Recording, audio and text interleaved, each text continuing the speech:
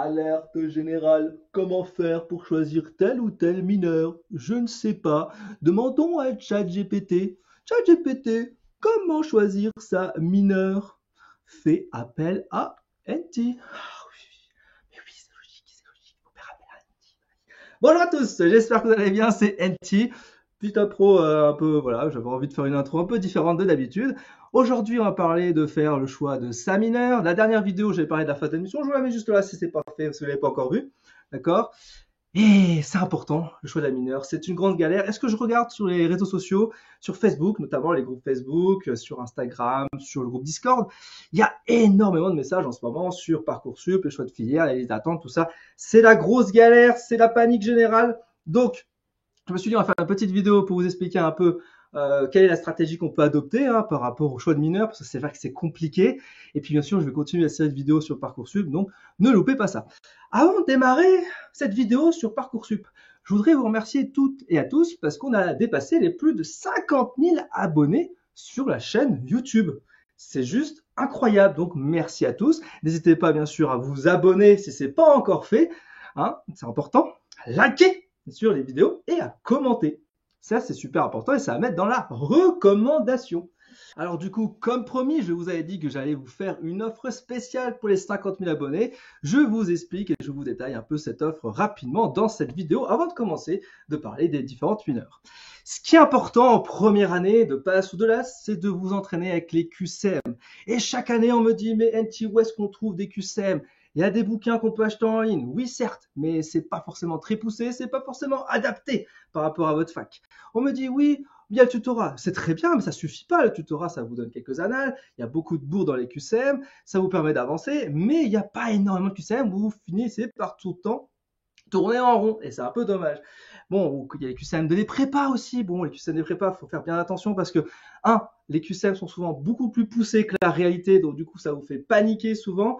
Et c'est vrai qu'il y a pas mal de bourdes aussi, je corrige encore pas mal, notamment sur certaines prépas. Et c'est vrai qu'il faut bien sûr faire gaffe. Bien sûr, après, dans les prépas, vous avez pas mal de QCM pour vous entraîner, ça c'est plutôt avantageux. Après, c'est une question de tarif.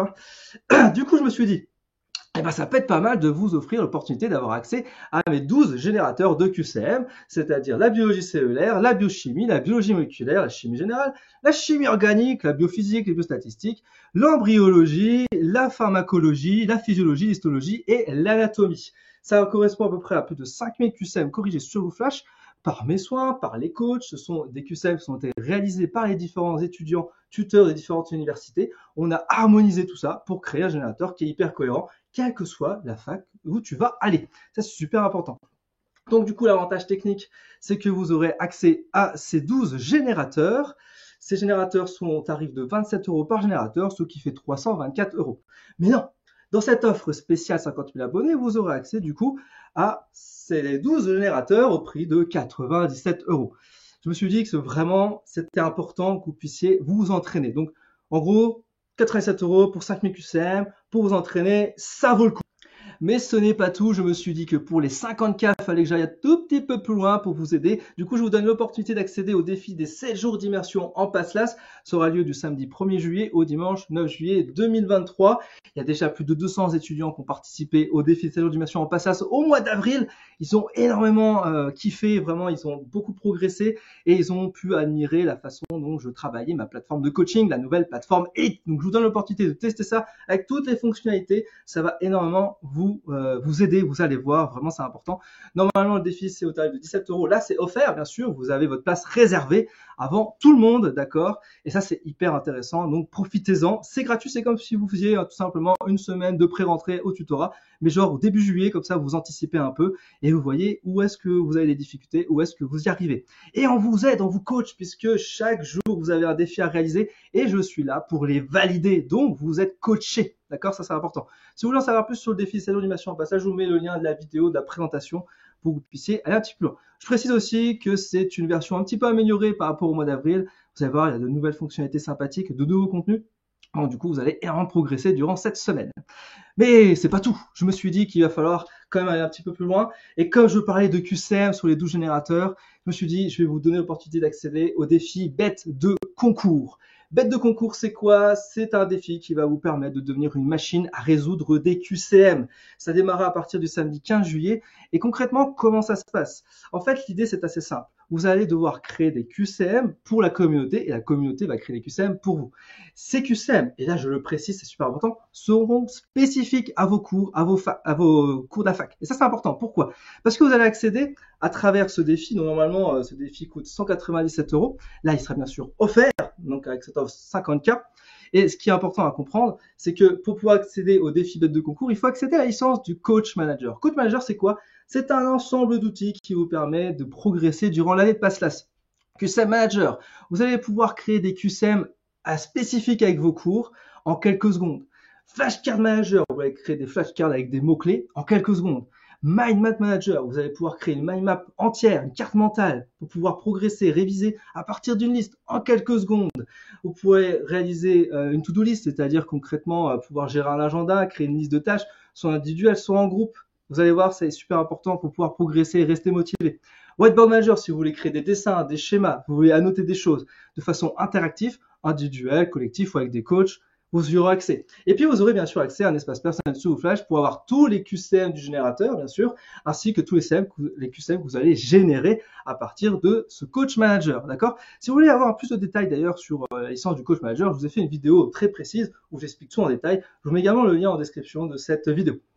D'accord, que vous puissiez avoir une petite idée de quoi ça parle. Je précise quand même que je vais faire une autre vidéo où je vais reparler de cette offre spéciale pour que vous puissiez avoir un peu les idées claires, que ce soit un peu plus précis, parce que là, je vais en parler rapidement. Pourquoi? Parce que l'offre démarre à partir du jeudi 15 juin au dimanche 18 juin. Donc, c'est donc la semaine prochaine, d'accord? Et donc, il y aura une vidéo dédiée le jeudi 15 juin. Il ne faudra pas louper, du coup, cette date-là, puisque ça va aller très vite. Hein. L'offre est limitée à 25 étudiants seulement. Donc 12 générateurs de QCM, défi 7 jours d'immersion en PASSLAS, défi bête de concours, tout ça pour 97 euros. Je pense que là, vous allez pouvoir être énormément bien accompagné avec NT. Voilà, c'est le but du jeu.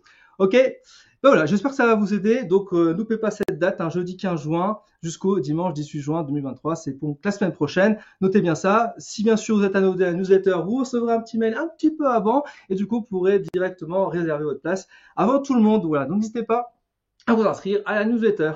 Très bien. Fermons cette parenthèse. Maintenant, on va parler de faire son choix. Déjà entre la LAS et le PASS. Le PASS, donc parcours accès santé spécifique, est dédié aux étudiants qui sont déjà sûrs de ce qu'ils veulent faire, c'est-à-dire est-ce que vous voulez faire médecin, pharmacien, kiné, dentiste ou sage-femme. Si tu sais déjà, si tu as une idée précise, franchement, cherche pas à comprendre, fais le PASS. Maintenant, si tu te laisses l'opportunité d'explorer d'autres métiers, des métiers qui sont autour de la santé, pas forcément les métiers purs de santé, médecin, pharmacien, kiné, dentiste ou sage-femme, tu te laisses l'opportunité, dans ce cas-là, fais une LAS, licence, option, accès santé. D'accord? Maintenant, oui, c'est vrai qu'il y a des stratégies. On me dit souvent, le PASS, c'est le parcours royal, donc vaut mieux y aller si on est sûr, si on veut faire beaucoup de santé. Mais par contre, c'est vrai qu'il y a un désavantage, c'est que c'est très difficile. Donc, pourquoi pas opter pour une LAS parce que ça va être un peu plus facile et du coup, ça aura peut-être plus de chance. Bon, bref, il y a des stratégies comme ça qu'il faut réfléchir. Mais c'est vrai qu'on dit souvent, le PASS, c'est 60%, la LAS, c'est 40%. J'ai envie de vous dire, les statistiques, on n'en a rien à faire, d'accord? Parce que vous devez faire par rapport à ce qui vous fait plaisir. Donc, les statistiques, vous les oubliez et vous allez vous focaliser sur ce qui est important pour vous. Donc, vous avez bien compris ça. Déjà, vous allez choisir entre la PASS et la LAS. Ensuite, là devient plus difficile, c'est le choix des mineurs. Alors, on va essayer de détailler un peu tout ça et vous allez voir un peu comment faire pour pas se tromper. Déjà, les erreurs à éviter sur le choix d'une mineure. Ne choisissez pas une mineure parce que vous avez vu des statistiques qui permettent d'avoir un bon taux de réussite. Espérez, espérez. Pourquoi? Parce qu'en une année 2020, peut-être on avait 70%, 2021, 50%, 2022, 80%. Vous voyez, les chiffres peuvent changer d'une année à l'autre. Donc, ça n'a aucun sens. Donc, ne partez pas sur ce principe du taux de réussite. D'accord? Ça ne sert à rien. Il y a aussi beaucoup de étudiants qui choisissent une mineure par stratégie avec le fait d'avoir moins de cours à la fac. Alors, ça peut être une bonne ou une mauvaise idée, c'est vrai. Mais partez surtout pas sur cette idée-là, ça n'a aucun sens. Ça n'a aucun sens de choisir plus par rapport à une stratégie de cours. D'accord? Sinon, si vous échouez, vous allez vous embourber sur une licence qui vous plaît pas du tout et vous allez vous faire avoir. Beaucoup d'étudiants aussi pensent que c'est une stratégie pour avoir des cours en doublon. Par exemple, si vous faites une mineure chimie et que vous voulez faire pharma, vous faites des yeux à peu près similaires, c'est cool parce que vous allez avoir chimie en mineur et puis chimie dans la majeure santé. Quelle idée! En fait, c'est pas une bonne stratégie parce que vous n'aurez pas véritablement un doublon. Les cours sont différents, les chapitres sont différents, et la façon de les aborder, la façon d'évaluer est différente. Donc du coup, vous n'avez pas de cours en doublon malheureusement. Par contre, vous pourrez avoir effectivement des similitudes qui permettent de se regrouper. Ça, c'est vrai que c'est plutôt pas mal pour améliorer la compréhension de la santé. Ça peut être pratique et stratégique. Pourquoi pas? En pensant par contre qu'elle sera plus facile qu'une autre. Alors ça, c'est vrai que je vois beaucoup d'étudiants qui posent beaucoup de questions sur les réseaux. Voilà, est-ce que c'est plus facile qu'une autre? Quelle choisir? Et ils essaient de trouver effectivement des témoignages. C'est une bonne idée, c'est ce qu'il faut faire. Hein. Mais du coup, est-ce que c'est facile? Est-ce que ça l'est pas? Franchement, partez pas du concept que ça va être facile ou pas. Partez du concept que c'est hyper difficile et qu'il va falloir surmonter tous les obstacles. D'accord? Comme ça, au moins, vous êtes préparé et vous pouvez envoyer du lourd. Ok, donc focalisez-vous là-dessus. On va regarder en détail maintenant l'ensemble des mineurs. J'ai essayé de détailler le maximum de mineurs, j'ai peut-être un peu oublié certaines, mais on a essayé, en tout cas j'ai essayé de vous faire quelque chose d'assez complet. Donc on va parler d'abord des mineurs scientifiques, puis après je parlerai des mineurs non scientifiques. Donc les mineurs scientifiques, si vous, par exemple vous optez pour une LAS chimie, physique-chimie ou sciences de la santé, c'est vrai que c'est plutôt adapté pour la pharmacie. D'accord? L'avantage technique, c'est qu'en pharmacie, on a beaucoup de chimie, on a beaucoup de physique-chimie, on a beaucoup de sciences de la santé. Alors, sciences de la santé, ça peut être aussi adapté pour la médecine, mais c'est vrai qu'il y a beaucoup de masters qui sont en parallèle avec pharma. Et du coup, c'est hyper intéressant de prendre sciences de la santé et d'avoir pharma et du coup de faire un master 2 sciences de la santé pharma. Voilà, ça c'est génial, c'est un super parcours, pourquoi pas. Chimie, ça vous permet d'accéder au-delà de la chimie du médicament, mais la chimie industrielle, d'accord? Chimie pétrolière, chimie du textile. Il y a beaucoup de choses en chimie qui sont vraiment au-delà de la pharmacie si jamais vous échouez. Donc, il y a des opportunités de carrière, des débouchés très intéressants. Mathématiques, biostatistiques, si vous optez sur ce choix de mineur, c'est adapté plutôt pour la médecine, la pharmacie, parce que les biostatistiques, biostatisticiens, hein, souvent c'est des médecins ou des pharmaciens. Et l'idée, c'est quoi? C'est surtout de pouvoir participer, par exemple, à des études de cohorte, des études prospectives, des études d'essais cliniques, par exemple. L'idée, c'est d'avoir des informations sur la population. Ça peut être relativement intéressant. Ça peut être aussi intéressant en double spécialisation. Vous faites une spécialité de médecine, puis ensuite vous décidez d'aller faire un master biostatistique. Et du coup, vous pouvez faire biostatisticien en même temps de votre métier. Enfin bref, vous voyez qu'il y a beaucoup d'opportunités possibles. C'est un métier encore en vogue, donc pourquoi pas? Oui, ça peut être une bonne idée, c'est une bonne stratégie. Sciences de l'ingénieur et biotechnologie, alors ça c'est adapté pour la pharmacie, la médecine et la kiné généralement. Alors ça peut être aussi pour toutes les filières santé, mais principalement j'ai mis ça. Concrètement, sur un ingénieur, ce qu'il faut bien comprendre, c'est que là l'idée, c'est de vous transformer en un technicien. Technicien, ça veut dire quoi? Ça veut dire par exemple créer des techniques d'imagerie médicale, perfectionner les radios, les outils de prothèses par exemple pour les kinés, d'accord? Pour faire par exemple des exosquelettes.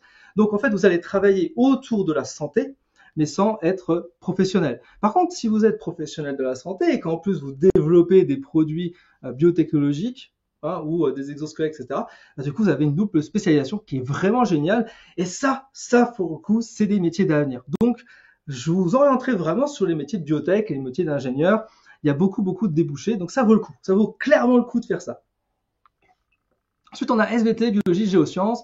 Ça, c'est adapté pour toutes les filières de santé. Et alors là, pour le coup, je vous le déconseille vivement. Tout ce qui est lié à SVT.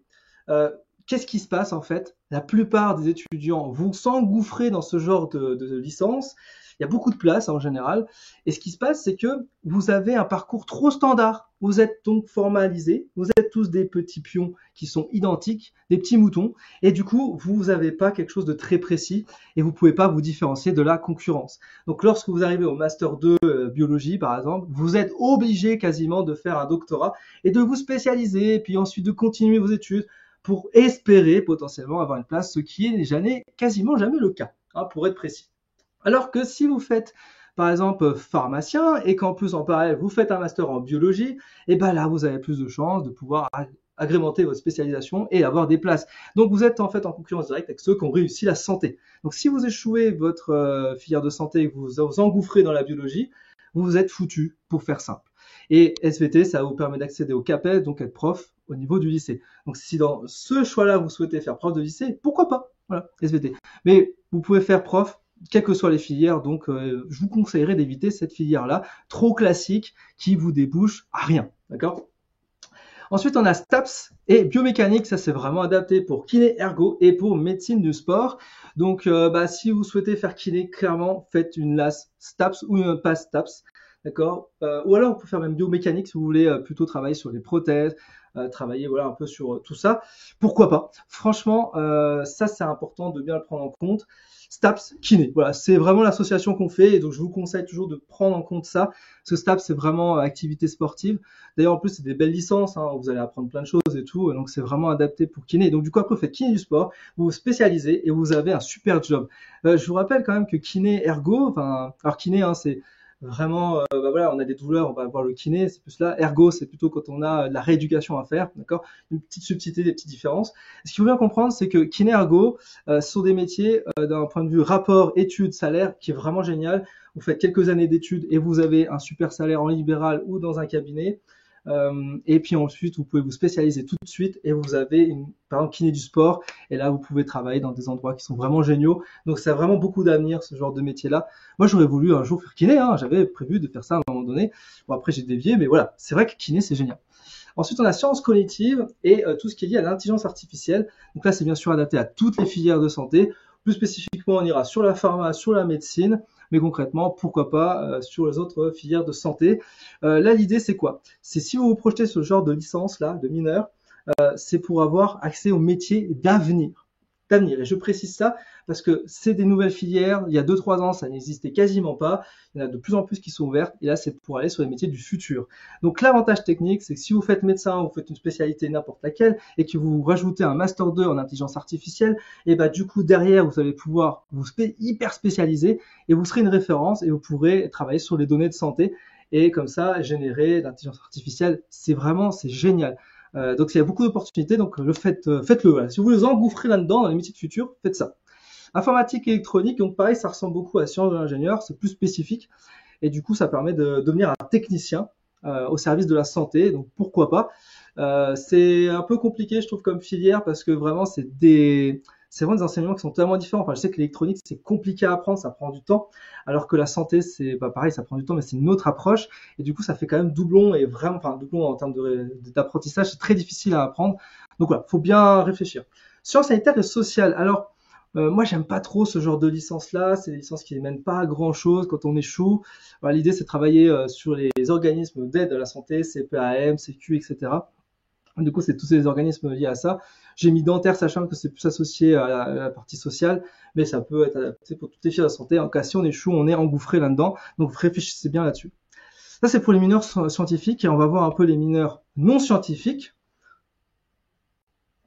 Alors, dans les mineurs non scientifiques, j'ai mis le droit. Alors, le droit, il y a beaucoup d'étudiants hein, qui optent pour le droit et je pense que ça peut être effectivement une très belle option. Il faut juste bien réfléchir à qu'est-ce qu'on peut faire avec. Alors, c'est vraiment adapté en général pour pharmacie et médecine parce que en médecine et en pharma, on a des blocs entiers du droit, droit réglementaire, affaires réglementaires, scandales, affaires juridiques, etc. Et du coup, c'est vrai que ça peut être adapté pour pouvoir réviser, pour pouvoir aller un peu plus loin. Et du coup, on peut créer un profil spécifique. Il y a des pharmaciens qui sont avocats. Il y a des médecins qui sont avocats. Il y a des médecins spécialisés en droit des affaires, des pharmaciens spécialisés en droit des affaires. Il y a beaucoup d'opportunités de carrière possibles. C'est vrai qu'en pharma, si on fait l'affaire réglementée, on fait un master 2 affaires réglementaires, et ben voilà, c'est bim boum, c'est génial dans le dossier. Et du coup, on va travailler dans les grands groupes industriels, pharma, ça peut être pas mal. Voilà, à voir. Psychologie. Alors, psychologie, on va t'adapter plutôt pour médecine, sage-femme, kiné. Ben, l'idée, c'est vraiment être en relation avec le patient. Donc, c'est plutôt ces corps de métier-là. L'idée, c'est en médecine, c'est plutôt d'orienter vers psychiatrie par la suite, sage-femme peut-être plutôt vers la partie psychologie de l'enfance, kiné, voilà, ça peut être un peu tout type de personnalité. Donc pourquoi pas, ça peut être une bonne option, ça permet d'avoir des opportunités qui sont vraiment intéressantes. Là, ça peut être pas mal. Faites bien la distinction entre un psychologue et un psychiatre. Beaucoup d'étudiants confondent encore. Un psychologue n'est pas du tout médecin, alors qu'un psychiatre est médecin, d'accord? Donc, il va prescrire des médicaments adaptés. C'est vraiment deux métiers différents, donc ne confondez pas ça. Hein. Philosophie, alors philosophie, c'est pour toutes les filières de santé.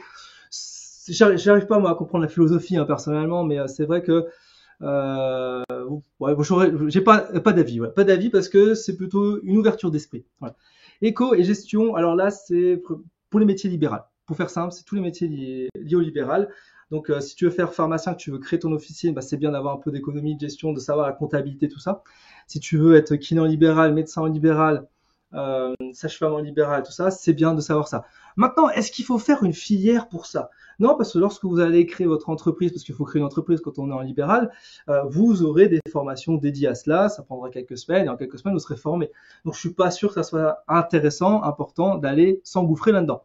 Par contre, si vous voulez faire de la pharmacoéconomie, être spécifique là-dessus, par exemple, définir les prix des médicaments. Ça vaut peut-être le coup d'avoir une double spécialité éco-gestion et pharmacie. Voilà. Donc vous voyez, on peut créer vraiment son parcours spécifique en fonction des mineurs qu'on choisit. Bon, il faut bien avoir une idée des métiers en fait. Ensuite, on a histoire, géopolitique, lettres. Alors, histoire de la médecine, histoire de la pharmacie, c'est vrai que c'est spécifique, c'est bien si on veut être prof en général, si on veut faire un peu de recherche là-dessus, mais je vois pas trop l'intérêt technique de prendre toute une filière pour ça. Géopolitique, c'est si vous vous engouffrez au niveau de la politique dans le milieu de la santé, donc ministère de la Santé par exemple, Parlement européen, etc., etc. Les lettres, bon, je pas trop d'avis sur les lettres, je vois pas, il n'y a pas trop de rapports techniques, donc j'ai pas d'avis. La sociologie, la SSH, bon, pareil, j'ai pas trop d'avis à dire sur la sociologie. Il y a beaucoup d'études qui sont faites, d'accord? C'est un peu comme si on faisait de la biostatistique, mais dans une version un peu plus sociale. Enfin, l'idée, c'est de voir un peu les mouvements sociétaux par rapport, voilà, aux nouvelles approches de la santé, etc. Donc, c'est vraiment des études, en fait. Donc, si vous travaillez dans un bureau, faites des études, c'est ça. Donc, voilà, je suis pas certain que ça soit intéressant si vous faites un métier de santé de vous engouffrer dans une mineure comme ça. Langue étrangère, pas d'intérêt. Pourquoi? Parce que, enfin, langue étrangère, il y a un seul intérêt, c'est si vous voulez faire des études de santé dans un autre pays. Là, vous pouvez prendre effectivement une langue étrangère pour approfondir la langue. Mais dans la plupart des cas, vous avez des options de langue. Donc, du coup, quand vous faites, alors peut-être pas la première année, vous envisage pas de faire ça, mais la deuxième, troisième année, vous pouvez prendre des options de langue. Si vous voulez apprendre l'anglais, l'espagnol, le chinois, etc. Là, vous pouvez le faire à côté. Donc, ça vaut pas le coup de créer carrément une filière, de rentrer dans une filière pour ça. Donc, je pense pas que ça soit intéressant. Sciences d'éducation, alors ça c'est assez nouveau, je trouve c'est un peu bizarre qu'ils l'ont mis comme ça. Je pense que c'est plutôt dédié à ceux qui veulent faire le CAPES finalement, sachant que ouais, sciences d'éducation c'est pas du tout pour faire enseignant-chercheur à la fac, et pour faire enseignant-chercheur à la fac il faut vraiment faire tout le cursus et ensuite faire maître de conférence puis PUPA. Donc vous voyez c'est hyper compliqué d'y accéder. Voilà, donc j'espère que ça vous a un petit peu aidé sur les différentes parties mineures. J'en ai pas fini, il y a encore pas mal de petites choses à dire. Ce qu'il faut bien comprendre en fait, c'est que tout ça, ça se fait au cas par cas. Ok, et c'est vraiment difficile de pouvoir un peu vous cibler des éléments. Il faut vraiment que j'ai votre parcours. Donc si vous avez des soucis techniques, des bugs, ou vous avez des doutes, là, faut pas hésiter à me contacter. D'accord, je vous mets l'adresse donc c'est contact@coachingbynt.com. Vous l'avez donc l'adresse mail en lien en description si vous voulez me contacter. Je réponds à tout le monde. Alors là, je reçois beaucoup de messages en ce moment, donc je réponds au fil du temps, dès que j'ai un peu le temps. Mais concrètement, ouais, faut pas hésiter. Je suis là pour ça, c'est gratuit, je vous aide. Pour ça, c'est important. L'orientation pour moi, c'est primordial. Donc voilà, faut pas hésiter là-dessus. D'ailleurs, je me suis dit, on va faire un petit live Parcoursup, d'accord, qui sera le mardi 13 juin à 18h30, d'accord, sur YouTube directement. Donc je fais un FAQ, je réponds à toutes vos questions sur Parcoursup. L'idée c'est de vous aiguiller un peu sur pas mal de points. Ça dure à peu près 1 heure, ça sera directement sur YouTube. Donc n'hésitez pas à mettre la cloche de notification comme on dit, d'accord, pour pas louper ça, c'est super important. Et du coup, mes conseils pour pouvoir bien faire votre choix, donc listez en fait l'ensemble des idées métiers que vous avez en tête, qui sont autres que santé, qui sont complémentaires à la santé, voilà, pour que vous puissiez bien choisir, faire la liste de vos mineurs en fait qui vont bien. Pensez au master. Je vous ai déjà dit dans les précédentes vidéos qu'il fallait anticiper en fait tout votre cursus avec les masters. Donc, si vous avez une licence, une mineure, elle va être associée à un ou plusieurs masters. Donc, pensez aux masters que vous pouvez faire, les spécialisations que vous pouvez faire, c'est super important, d'accord? Ne te précipite pas, bien sûr, si tu as les propositions tout de suite, sauf s'il y a des dates qui sont imposées. Mais concrètement, si tu as un petit peu le temps, attends un peu que ça se décante, réfléchis bien. Et si tu as un doute, contacte-moi, d'accord? Je suis là pour vous aider. Si tu as des questions aussi, pose tes questions en commentaire, c'est super important. Posez vos questions en commentaire. Et puis, je vais finir par participer au live sur Parcoursup. Ça, c'est super important, d'accord? N'oubliez pas, jeudi prochain, du coup, il y aura l'offre spéciale 50K. Je vous donne rendez-vous, du coup, sur YouTube. Il y aura une vidéo qui sera dédiée à ça. Et profitez-en parce que c'est super important. J'en fais pas souvent des offres spéciales. Et voilà, ça va envoyer du lourd, ok? Je vais encore continuer sur les vidéos sur Parcoursup, donc notamment sur les classements, les listes d'attente, comment on fait pour faire son calcul de choix, comment on estime en fait si on va pouvoir descendre dans la liste d'attente et pouvoir avoir une place. Donc si vous avez des screenshots à m'envoyer, envoyez-moi par mail aussi, envoyez-moi sur Instagram aussi vos screenshots et j'en ferai une vidéo dédiée sur Parcoursup, d'accord? sur YouTube. À très vite, ciao ciao ciao ciao, et envoyez du lourd!